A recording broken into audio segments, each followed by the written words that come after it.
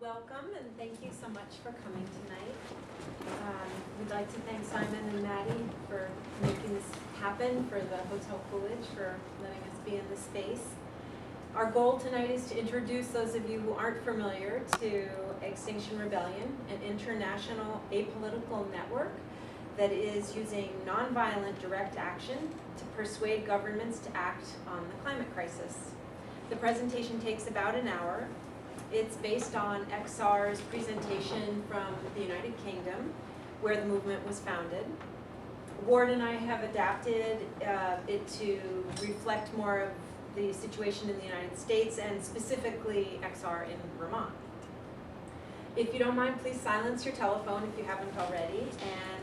And just as a housekeeping sort of thing, there's a bathroom out there if you need it. And if you wouldn't mind holding questions till the end, there's scraps of paper here if you'd like to write down any notes just so you can keep them going. So my name, as Simon said, my name is Maria. I prefer the pronouns she, her. Something to know about me is that I get very nervous talking in front of a group of people, even a small group of people. So I hope you won't mind that I use my notes heavily. Endokina is the Abenaki word for the land that we live in. And with the understanding that climate justice and social justice are inextricably woven together, I'd like to acknowledge that we are meeting today on land that was taken from the indigenous people of this area. So late in April, Ward and I were sitting in your seats as Dan Batten of Bristol gave us his XR presentation down to a small group of us in Brattleboro. I have no expertise in climate science. I'm not comfortable with public speaking, and I'm a reluctant climate activist. In fact, I only went to the presentation because Ward was going. But I can no longer ignore the fact that children born into these times have come into a world that has changed. And it's changing fast. We don't know how fast. I can't ignore the fact that my own two little grandchildren are growing up in this uncertain world. So XR has become something that we've really decided that we need to be involved in. We're going to be talking about some really intense and distressing information about what's going on on the planet. We encourage you to take care of yourself. If you feel that at any point it's too stressful or you feel overwhelmed, we invite you to take what you need to do what you need to do, and that if that includes leaving, feel free. We appreciate that you take care of yourself. And with that, I'd like to introduce my husband, Ward. Hi everybody, and thank you for coming. Thank you, Simon, Maddie, and Laura for coming as well.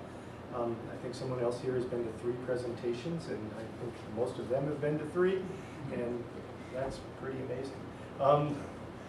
Maria and I have approached this together, but I have a background in some study of meteorology and oceanography. I flew in the Navy for 7 years, which would seem to be a very unusual way to end up in climate activism, but it really isn't when I think about my own journey. I think back, and today I was just kind of thinking about how I got here, and there was a specific day when I was a young ensign, and I had just, like the day before, ended up in Diego Garcia, and I woke up at 3 a.m. in the morning and loaded into the plane, and was taking off in the dark, and I watched the sunrise over the Indian Ocean. And it was the most magnificent sunrise I had ever seen in my life. And I knew then what I had known all along, but it was just confirmed that I loved the planet we lived on, that it was a magnificent, magnificent place. And over the years, I flew around the world, literally, and saw many things. I flew over the pyramids, and it's a magnificent planet, and I fell in love with it. And the Navy and I parted ways along the way, but my love for the planet is forever. And so with that, we're going to go ahead and start. And this is a three-part presentation. The first part is mostly the science, and I will handle that. And then Maria will deal with the second two sections. So for some, the science will be a review, and for others, it'll be the first time you've seen it. If you're in the latter group, I apologize in advance for being the bearer of this news. We're living in uncertain, anxious times. Almost exactly 2 months ago, I was out on a bicycle ride, as I want to do, and I was not that close to home. And I got a phone call from Maria, and she was with my daughter in Ithaca, and she said, "Your daughter is in labor." And so I immediately turned my bicycle around and thought of the fastest route home. And I rode home, I got in the shower, and by the time I was out of the shower, I got another call. "Your daughter just delivered a beautiful granddaughter." And I was just, this is great. So then I went, got in the car, and I started driving over to Ithaca. As I was heading across 90, I was going down the backside of the Berkshires into Lee, Mass. The sun was setting, the trees were aglow. It was an absolutely beautiful, beautiful afternoon. And somewhere on the backside of that hill, I just started sobbing, and tears were running down my face. And they weren't tears of joy, they were tears of grief and sorrow. That moment of intense grief was one of the many over the last many years where cognitive dissonance in my world had collapsed. In those moments, the dissonance of the denial and false hope had fallen away, and the reality of our predicament moved to the forefront. In processing my grief for what has been and what will be lost, I had found my call to action. Your grief is welcome here as well. It's an essential step towards our creating a sustainable world. For a time, the frog in boiling water seemed an apt analogy for climate change, but we are way past that now. At this point, the stove on which the frog's pot sat is engulfed in flames, the kitchen is burning, and it won't be long before the entire home is a 5-alarm fire. And yet, we haven't dialed 911. Hell, we haven't even picked up the phone. We need to focus, we need to act, and we need to do it now. Virtually everyone has seen this headline, the reference report dated October 2018 from the International Panel on Climate Change, that is the IPCC. It represents the inarguable baseline concerning the climate crisis. At its core, it states that we must radically reduce our greenhouse gas emissions by 45% by the year 2030. That these reductions are grossly insufficient given the magnitude of the crisis is a reminder of how far behind we are in addressing this problem. The IPCC was formed in 1988, the same year the famed NASA climate scientist Dr. James Hansen gave testimony before the US Senate on climate change. Their reports are the result of a deliberative process that seeks to find consensus amongst its 195 countries and thousands of contributing scientists. It is essential to understand that those stakeholders have competing interests and goals, and this is reflected in their product. The above report has been referred to as consensus science, where lowball, outlier estimates are given equal weight to the mainstream science. Ultimately, this watered-down report only references those inputs that are irrefutable. But our reality has proven to be far more complex, and their predictions have been universally too conservative. A glaring example of the IPCC scientific reticence is their sea ice extent projections. By comparing their projections, which are represented in the blue channel, with actual observations, which are the red line, we can see clearly that they fail to anticipate the acceleration and loss. Their sea level rise predictions are equally inaccurate. In 2017, we reached the amount of rise that in 2002 the IPCC had predicted would occur by the year 2050. Jem Bendel, who's the author of Deep Adaptation. The Deep Adaptation paper has said, the reported impacts today are the very worst end of predictions being made in the early 1990s when I first started studying climate science. Additionally, Durward Zelke, founder of the Institute for Governance and Sustainable Development, has said of the IPCC report, It fails to focus on the weakest link in the climate change, the self-reinforcing feedbacks, which, if allowed to continue, will accelerate warming and risk cascading climate tipping points and runaway warming. Climate science is a rapidly evolving field, so let's take a look beyond the IPCC numbers and delve into what some cutting-edge scientists are establishing. Literally every day, I see some new study or analysis. We are constantly learning more, adding to the already vast body of information out there. Some of it's contradictory, so this is my best effort to show you the views of some very respected researchers. 1750 is traditionally used as the year that humanity transitioned to the industrial age. This thermometer has that 0, which is also representing the mean temperature in 1750. This graph shows the historical observations with increasing temperature and slope. If CO2 were to be displayed, its trace would correspond closely to the temperature.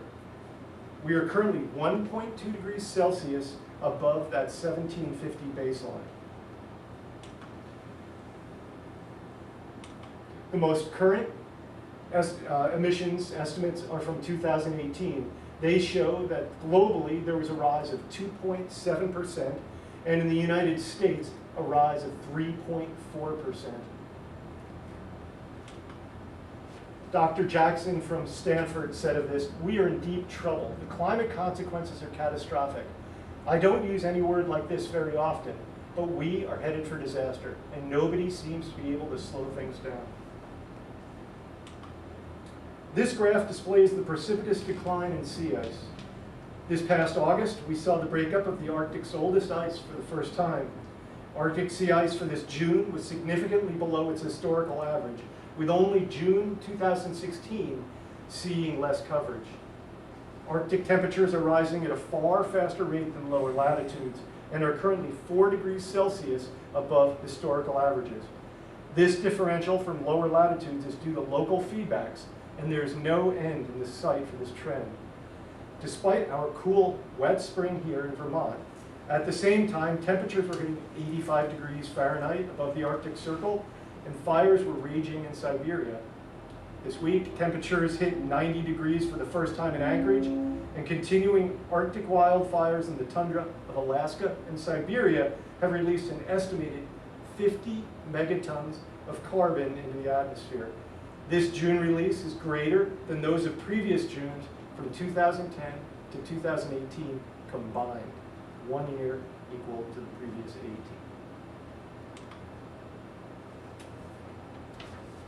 "17 of the 18 warmest years have occurred since the year 2000. 7 since the year 2010. We are just beginning to see the negative impacts of this. Wildfires in California, the Arctic, Australia, and elsewhere are unprecedented in human history. Hurricanes such as Maria and Typhoon Idai are becoming more powerful and more frequent. 45% of the sea ice has been lost when measured in thickness and extent. We continue to lose about 3% of the remaining ice annually, and this loss is accelerating. Large regions of India are facing drought, and large communities of people have no water at all. We are seeing farmers struggling to deal with unprecedented unpredictability, floods, torrential downpours, leading to topsoil loss, and then soaring heat and drought, all resulting in decreasing yields. The protracted flooding in the Midwest is unprecedented, and corn yields are projected to fall more than 10% nationally from the USDA estimates.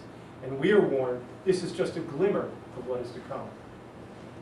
The challenges are significant here, but regenerative silviculture and agriculture practices present one of the bright spots going forward and offer our best chance to sequester carbon in a non-industrial way, if only we choose to do so, and on a massive scale. So far, we focused on the human impacts, but what about the natural world? On average, 60 to 70% of animal populations have died since 1970. Currently, mammal biomass is composed of 36% humans, 60% livestock, and only 4% wild animals. Additionally, researchers have reported crashing numbers in pollinators and other insects, undermining the entire ecosystem. Just a few weeks ago, now months, the UN released a report indicating an additional 1 million species are at risk of extinction. 20% of the Amazon has already been destroyed. It has been reported that it could become a runaway decline at between 20 to 25% destruction. Given the uncertainties, we could already be there. 50% of the coral has died off. Reefs support 25% of our ocean ecosystems and are predicted to entirely fail if we hit a 2 degrees Celsius threshold. These are a small sample of what we face. I'm going to share one more potential loss that is close to my heart. 2 years ago, Marie and I traveled to Kenya to view wildlife, particularly elephants. During that trip, we visited Amboseli Park. This is a beautiful oasis in the middle of a very arid region of the country. It's 90 kilometers away from Mount Kilimanjaro, and the various swamps and grass are all fed from the glaciers on Mount Kilimanjaro. The water melts and then goes into lava tubes and makes the long trip. That oasis supports animals of every sort, elephants, hippos, I mean, you name it, it was there. It was absolutely beautiful. At one point, Marie and I were standing in the middle at the edge of the savannah, and we looked around and counted all the elephants we could see, and we could see well over 100 from one vantage point. It's obviously a very, very important ecosystem for those animals.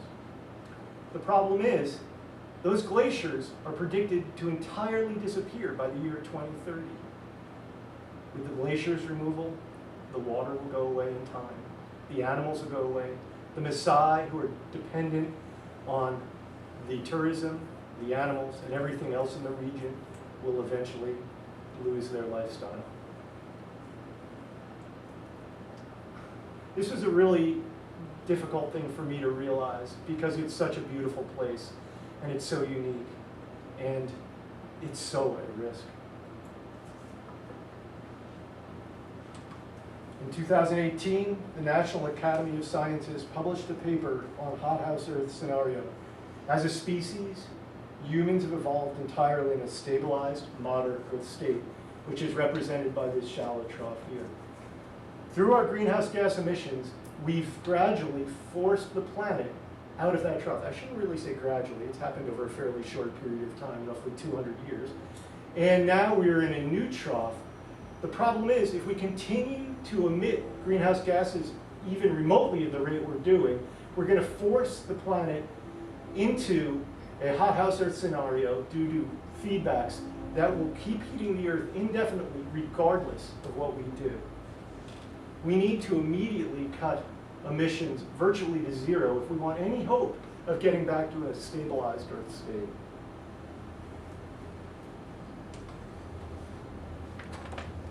How close are we to the hothouse Earth scenario? Well, the authors of this study estimated that a global tipping point exists around 2 degrees Celsius. If we hit that 2 degrees, we're on track to hit 5 degrees Celsius by the year 2100. If you want to read about what the world looks like at 5 degrees Celsius, there are many credible scientists who believe it's not habitable for humans. But this is a complex model and not simply an on-off switch. That uncertainty should really not lead to complacency, but rather we need to take all possible measures to avoid reaching the 2-degree threshold.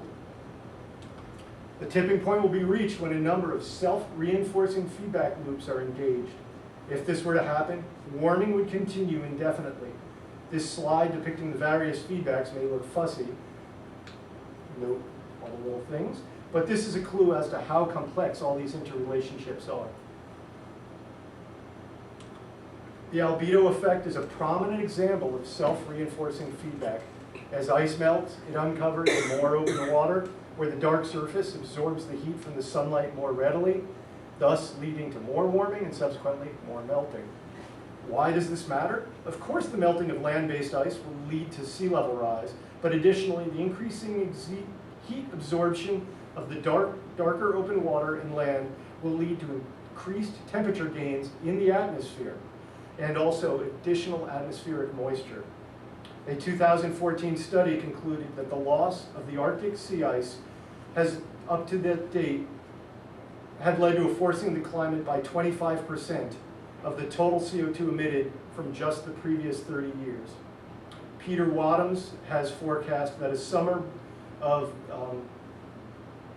ice-free Arctic Sea would lead to a 50% increase in the forcing.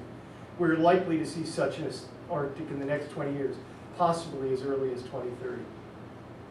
An article from the Yale Climate Center aptly said, "Climate change is simply not a matter of cause and effect. It is more a vicious circle." So locked-in warming. Average warming per decade up to now has been 2 degrees Celsius. That has been accelerating, but that's the historical average. Carbon dioxide takes 10 to 40 years to fully impact the temperature measurements. To date, the ocean has absorbed 93.4% of all the additional heat due to our emissions. But gradually, the atmosphere catches up so that equilibrium is reestablished, hence the lag time. The ocean has provided a great service in sequestering this heat. Without it, calculations indicate the atmosphere would currently be 160 degrees Fahrenheit. Well over half the emissions have occurred since Dr. Hansen spoke to the US Senate in 1988, 22% since 2008. So, roughly 30 years ago, we had a prominent scientist speak to Senate and tell them that we have a problem. And what do? We accelerated emissions beyond belief. I don't know what we were thinking, and I still don't know what we were thinking, what we are thinking.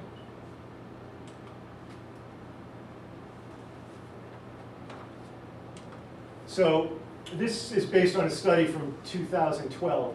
Total carbon emissions up to that year have been 442 billion metric tons. Carbon stored in the permafrost is estimated to be 1.4 trillion metric tons.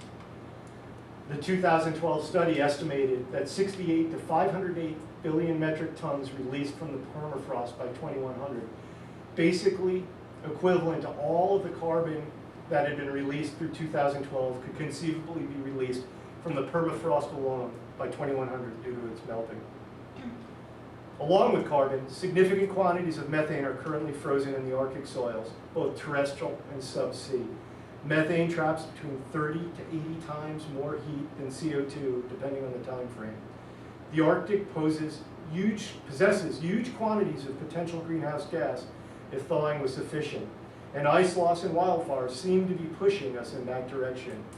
Methane release research is in its early days, but initial studies aren't encouraging. In one, by simply comparing the mid-altitude methane with land-based readings, they saw significant disparity, with the land readings being far lower, potentially indicating that the permafrost is already releasing methane. For my reading, this offers the single highest probability of being a black swan event. Here is a picture from the EU's Copernicus satellite showing atmospheric methane concentrations. The darker red it is, the higher concentration of methane. Notice over the Arctic in February how dark it is, particularly over the eastern Siberian Arctic Sea. Dr. Natalia Shakova, who's an Arctic methane researcher from the University of Alaska, has said, a 50 billion ton burp of methane from thawing Arctic permafrost is highly possible at any time. The aerosol effect. Various emissions such as diesel or coal have particulates associated with them. These actually act as a shield blocking some of the sun's energy. A natural example of this would be a large volcanic eruption. On our way to reducing emissions, we will reduce particulates as well, thus leading to additional heating, potentially in the range of 1/2 to 1.1 degrees Celsius. How close are we to a tipping point? Well, currently we're saying that the warming from the 1750 mean is 1.2 degrees Celsius. The average per decade increase is 0.2 degrees Celsius. We know it's accelerating, but we'll go ahead and use that number. Additional 2000 to 2019 warming, well, we're going to use the 0.2 degrees, that's the lag. Natural feedbacks, well, we know from the previous slide that there's methane. We also know that the ice is melting. Those feedbacks are going to absolutely increase the temperature, but we can't quantify it, so we're just not going to use a figure here. Aerosol effect, well, if we actually got our act together and reduced the amount of particulates in the atmosphere, in a period of 7 to 10 days, we would see an increase of 0.5 degree Celsius, conceivably, at the low end. So total, that equals 1.9 degrees Celsius, getting us deathly close to the 2 degree threshold. And that, there's no room for error here. There's no natural feedbacks in it.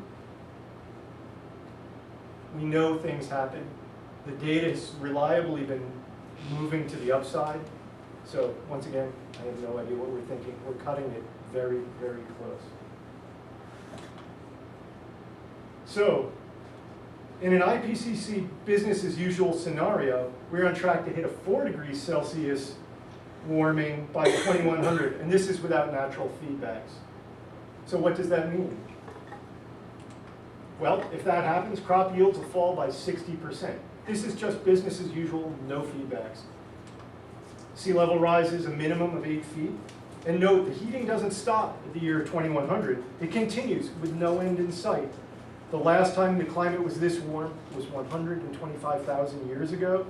The last time there was this much CO2 in the atmosphere, the planet's temperature was over 6 degrees Celsius higher than it currently is, and sea levels were 30 meters higher. Estimates indicate the human population of the Earth will be 11 billion by the year 2100. But actual carrying capacity of the Earth will have been diminished to 1 billion. Imagine the very real suffering involved to reconcile those two numbers. We've already seen significant disruption from the modest exodus from Syria and Central America. Estimates place the number of externally displaced refugees from Syria at 5 million. The World Bank estimates that by 2050 we could see 140 million refugees. Other studies indicate 1 billion. Can you imagine the amount of disruption this will cause?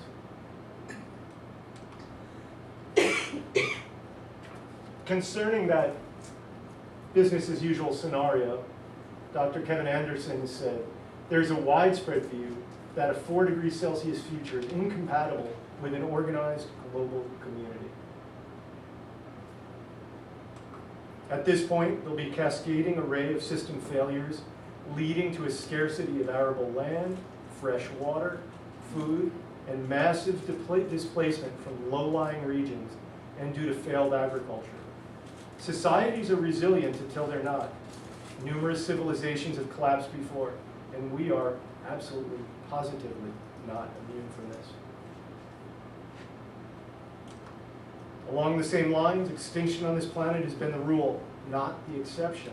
There have been 5 documented mass extinction events on our planets to date. All involved carbon in some way. We are currently releasing greenhouse gases faster than the Permian-Triassic period, when 90% of the species were wiped off of the planet.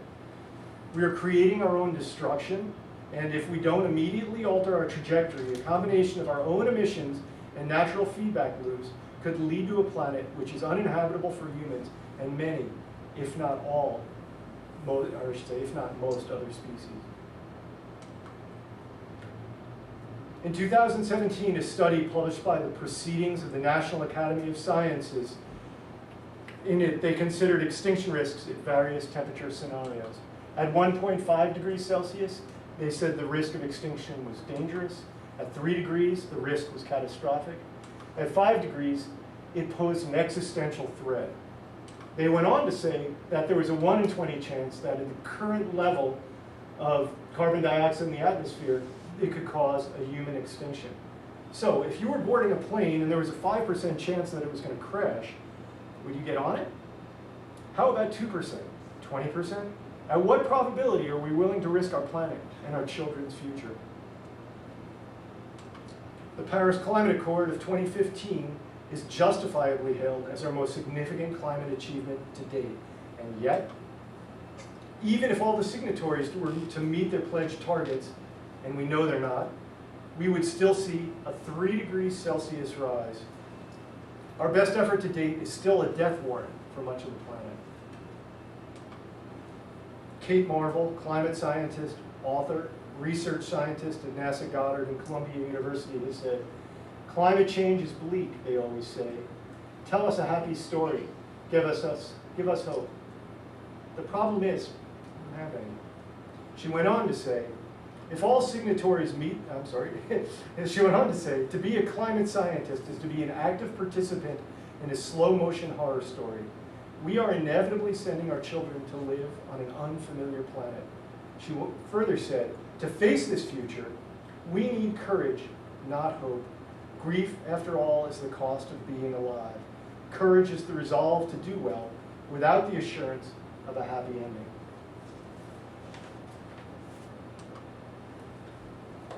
I recently read the essayist Paul Kingsnorth refer to the Extinction Rebellion as a post-hope movement.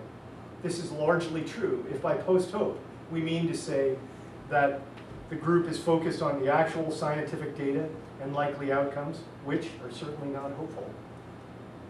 You have a choice on how you're going to confront this crisis. I'm here to ask you to reject false optimism, to grieve for what is being lost, and to channel that grief towards concrete actions to address this most pressing of issues.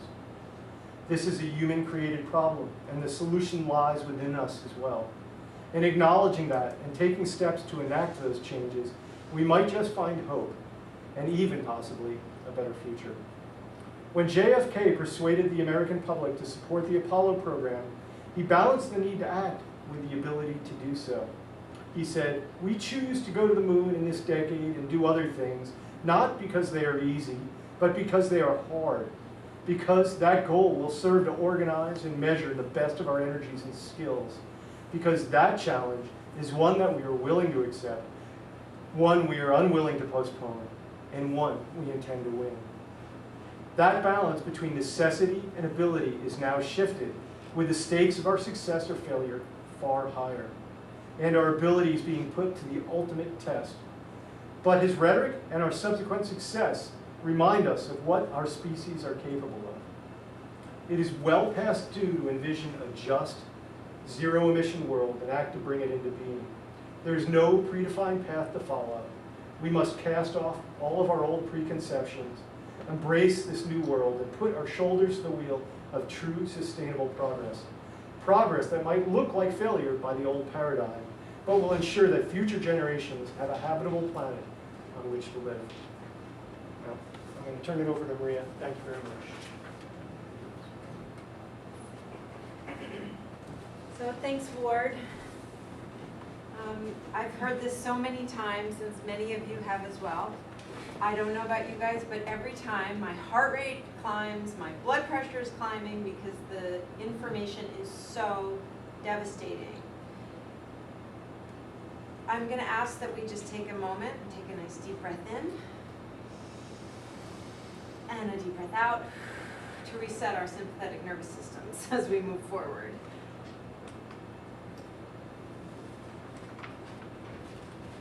When we start to act, hope is everywhere. So instead of looking for hope, look for action. Then the hope will come. These are such simple but powerful words. Chances are you're familiar with Greta Thunberg, this remarkable young woman from Sweden.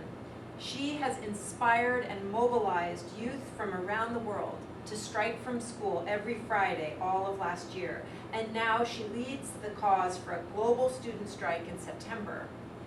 She's demanding action from governments around the world, and she's also influenced countless adults, including myself, by looking us in the eye and calling us out on our inaction. But what can we do when business and governments are so implacable and resistant to change? What can we do when politics, especially in our country, is dominated by money and our political process is broken? This climate crisis is beyond national borders. It's beyond ideological borders. Central to Extinction Rebellion is the philosophy of nonviolent direct action or civil disobedience. The goal is to organize ourselves and disrupt the government and big business enough to make them face the facts. There are many roles to play, many jobs to do within this movement, from behind the scenes work to disruptions that get your picture in the paper. Training in nonviolent civil disobedience will help those who are willing to be arrested, but there are so many other roles for those who don't want to or cannot risk being arrested. Thoreau gives us a good reminder when he says, why do we have a conscience if not to use it? We have a right and a duty to demand what is right of our laws and our lawmakers. Dr. King said, we who engage in nonviolent direct action are not the creators of the tension. We merely bring to the surface the hidden tension that is already alive. XR is committed to using nonviolent civil disobedience because it can work to bring about change. It can work to bring that hidden tension up and into people's view. We have strong examples of its success in the civil rights movement. And throughout history, in fact, we can see examples of successful nonviolent civil disobedience. XR, we are in good company, and we're on the right side of history. Most recently in this country, the Dakota Access Pipeline protests mobilized thousands of indigenous people and their allies. Winona LaDuke, an influential indigenous thinker and activist, offers words of wisdom when she says, recognize that sometimes things take a long time to change. But what are we to do when we don't know if we have time for change to unfold? What do we do when everything about the future of the planet right now is so uncertain? I met Winona. Oh, did you? Lucky you. When I first heard the name Extinction Rebellion, I shied away because I didn't like the name. I didn't like the word rebellion. It makes me think of violence. It makes me think of conflict. And I'm anything but a confrontational sort of person. I like to think the word revolution probably works better for me, but maybe that's because I have American roots. What I've come to find out is that there's a lot more to this movement than the title. I focus less on the name now and more on the mission. Along with nonviolent direct action, XR also includes strategies that are based on studies of successful populist movements, which have found that it only takes 3.5% of the populace to disrupt a system enough to force change. Another important concept to Extinction Rebellion is regenerative culture. Dealing with climate reality is very stressful. Recognizing this, XR emphasizes the need to foster a culture in which we care for ourselves and each other as we take on this difficult work and look beyond. The goal of regenerative culture looks beyond sustainability toward a future society that is healthy, resilient, just, and adaptable, which cares for the planet and its life in the awareness that this is the most effective way for humanity to thrive. Part of the reason that XR in Britain has been so effective is the way the movement is organized. The self-organizing system is a non-hierarchical, decentralized method for organizing a populist movement. Folks work together in a chapter which divides into smaller groups that work fairly autonomously. We're given mandates by the larger group, everything from doing presentations to media messaging to organizing an action. There's a job for every type of person, introvert or extrovert, full-on climate activist to middle-aged lady who would really rather be in her garden, which is me. When this system is working optimally, we know our roles, we know our mandates, and we communicate with one another, allowing us to be nimble and responsive with maximum effect. Our chapter in Brattleboro is still really, really small, so we're all wearing so many different hats, and we keep this as our long-term goal as we grow. There are 10 fundamental principles and values that support XR's mission. These are shared by all Extinction Rebellion chapters worldwide. They are, we have a shared vision of change. Creating a world that is fit for generations to come. We set our mission on what is necessary. Mobilizing 3.5% of the population to achieve system change, using ideas such as momentum-driven organizing to achieve this. We need a regenerative culture. Creating a culture which is healthy, resilient, and adaptable. We openly challenge ourselves and this toxic system. Leaving our comfort zones to take action for change. We value reflecting and learning. Following a cycle of action, reflection, learning, and planning for more action.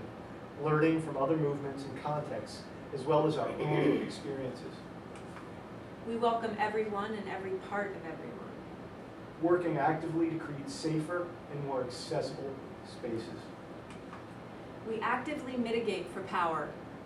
Breaking down hierarchies of power for more equitable participation. We avoid blaming and shaming. We live in a toxic system, but no one individual is to blame. We are a nonviolent network. Using nonviolent strategy and tactics is the most effective way to bring about change. We are based on autonomy and decentralization. We collectively create the structures we need to challenge power. Anyone who follows these core principles and values can take action in the name of Extinction Rebellion. So those are the principles and values. What is it that Extinction Rebellion wants? Well, XRUS has issued 4 demands. We demand that the government tell the truth by declaring a climate and ecological emergency, working with other institutions like media and business to communicate the urgency for change. Act now to halt biodiversity loss and reduce greenhouse gas emissions to net zero by 2025. Create a new system of participatory democracy, a citizens' assembly on climate and ecological justice to hold the government accountable, and to establish a just transition, prioritizing those who have been historically subjected to environmental injustice. When I first saw these demands, I rolled my eyes, to be perfectly honest. They seemed too radical and too unattainable.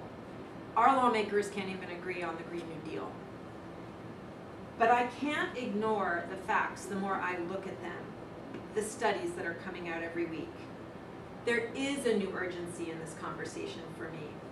I believe that we have to think and act, as Greta Thunberg says, with fierce courage. We have to aspire for far more radical change. XRUS has articulated its long-term strategy as one in alliance with other movements and thousands of people to inspire and be part of instigating a national, coordinated economic and government disruption on an unprecedented scale that lasts indefinitely until the government feels forced to concede to the 4 U.S. XR demands. It goes on to say, we want to shift to a collective approach so that infrastructure battles support all environmental movements in preparing for a national coordinated rebellion that targets the government and industry as a whole. In other words, working shoulder to shoulder, gathering together to fight this problem, climate and social justice groups across this country can be incredibly powerful. Some background about Extinction Rebellion. It started less than a year ago in the United Kingdom by a group of populist movement researchers and experienced climate activists at King's College in London. The movement was born out of the response to that IPCC report that Ward referenced earlier that warns that we have, at best, 12 years to stop catastrophic climate change. Their first action was to gather on Parliament Square in London and to announce a declaration of rebellion against the United Kingdom government. They went on to coordinate a bunch of different actions during Rebellion Week in April, and and they are preparing vividly or actively for Rebellion Month in October. This movement has crossed the globe very quickly. It's in 37 countries at the very least. There are over 536 chapters worldwide as of this week. When Ward and I started doing this presentation like 3 months ago, there were 351 chapters. 185 chapters have cropped up in 3 months. So people are finding this really resonant. In the US, XR started in November. We have 51 chapters, and that's rapidly expanding. In Vermont, XR became sort of rooted in the winter time.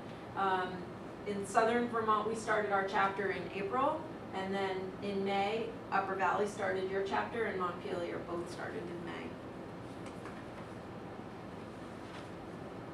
Less than 2 weeks after declaring rebellion against the government, XR in the United Kingdom mobilized 6,000 people to peacefully shut down 5 bridges in London for the day.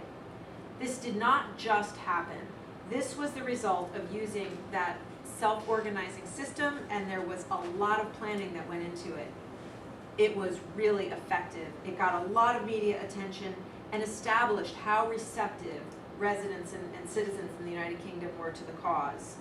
As I mentioned, from there, XR organized a week of rebellion in April, which coincided with Earth Day.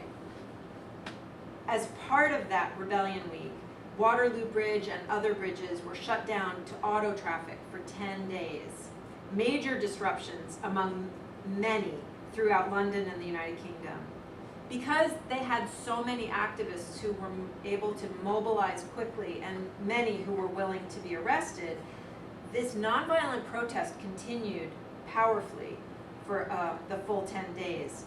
Media noticed, government noticed, and some from the media and the government even joined in the action. The protest concluded on April 23rd because the government reached out to XR and said they wanted to meet. By May 1st, the MPs in Parliament declared a climate and environmental emergency. Then, about a week later, the Irish and the Welsh governments made the same declaration. To date, 740 jurisdictions in 16 countries have declared a climate emergency. In the United States, 19 municipalities, including New York City and much of California, have declared a climate emergency. Okay, so many of these are non-binding. What do they really mean? You know, are they really going to get us anywhere? But we do know that until we start to say these words and until the government starts to say these words, we won't be able to get to the next step. In the United States, chapters have cropped up from Hawaii to New York, from Miami to Maine, from San Diego to Seattle. I'll give you examples about XR NYC because that's the one that I have experience with. Ward and I were able to participate in an action they did in April, this upper left-hand corner picture. As part of Rebellion Week, they had 62 activists who staged a die-in and a banner drop that shut traffic to the Brooklyn Bridge down for a couple of hours. This definitely got the mayor's attention, and he subsequently signed legislation that will strictly limit emissions from skyscrapers. This is the first legislation of its kind in the country. Even better, on July 5th, just last week, the New York City Council declared a climate emergency.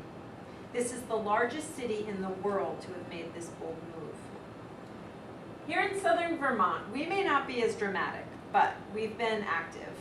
We've done banner drops across the interstate during Rebellion Week, and earlier this week, on July 8th, we did another banner drop in support of the climate emergency resolution that's been introduced to Congress just yesterday. Parenthetically, XR had planned a disruptive action in DC to demand climate emergency declaration. But when they learned about the legislators' proposal that Senator Sanders and Representative Ocasio-Cortez and Representative Blumenthal Thaler and a bunch of other people. When they learned about this, they actually the XR switched gears and they made a public announcement, declaration, that they were going to change the nature of their protest into a supportive action, and that they didn't want to derail this good work that the legislators were doing. XR's SVT also has started, in the interest of regenerative culture, we have created a group of people called Climate Queens. We marched in the Strolling of the Heifers parade, and we had musicians and belly dancers, kids, parents.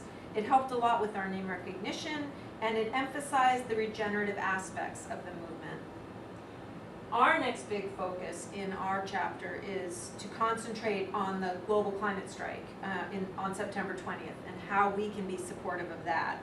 And then Rebellion Month this October, where large actions are being planned in major cities around the world. So, what can you do? What can we do as regular citizens? First and foremost, educate yourself. Face the facts, as hard as they are, and be curious about the emerging science. Talk to others about this. Don't be shy. Express your concern. I can't tell you how many people who are hungry or thirsty, I guess I should say, to talk about this. Let your legislators know that you want them to make climate action their top priority. And organize or get involved, whether it's with XR or with whatever organization works for you. I won't lie when I say that this whole gig is out of my comfort zone. The rebellion thing is really hard for me. I definitely don't want to make waves. I find a lot about the whole thing scary. Looking at this information over and over is really challenging. But my grandson, Herman, is 2 years old, and he is this tall right now. And I realized that in 2030, when he's 13, and this is only 11 years from now, he'll probably be as tall as me. He'll also have the intellectual capacity to grasp the enormity of this crisis, which is unfolding as he comes into his adulthood. And I know that if I don't do something, I just won't be able to look him in the eye. So I thank you so much for listening. I'd ask in closing that we could all just take a second and draw a deep breath in together in solidarity, acknowledging that we are all here together and that we are all in this together.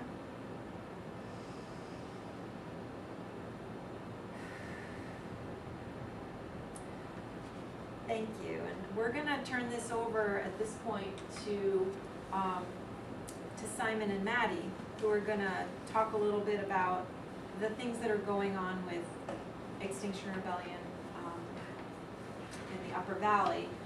We would ask that if you're interested at all in getting involved, that you leave your contact information on the sign-up sheet that's here. You can indicate where your interest might lie, and contact information for those of you who haven't already given that. And we also have buttons and stickers. If anybody, please help yourself to those if you feel like you want to support the cause in that way. So, thanks again for bringing this together.